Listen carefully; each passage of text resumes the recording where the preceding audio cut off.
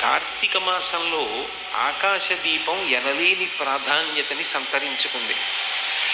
ఆకాశదీపము అని అష్టదళ పద్మము ఏ రీతిగా ఉంటుందో అలా ఒక కొత్త బట్ట మీద 8 దీపములు చుట్టూ ఉంచి మధ్యలో ఒక ప్రత్యేకమైనటువంటి పెద్ద దీపాన్ని వెలిగించి అది ఒక చిన్న పీఠిక యందు అమర్చి ఎత్తైనటువంటి స్తంభం, సాధ్యమైనంత వరకు యజ్ఞయాగాది క్రతువులలో ఉపయోగించడానికి యోగ్యమైనటువంటి స్తంభములు ఏ ఉంటాయో అటువంటి స్తంభాన్ని నాటి దానికి ఆకాశదీపాన్ని ఎక్కిస్తారు.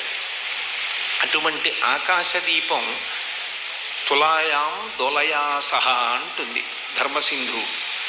ఆకాశదీపం యోదద్యాత్, అది ఆ దామోదరాయ నభసి తులాయాం దొలయా సహా ప్రదీపంతే ప్రయచ్ఛామి.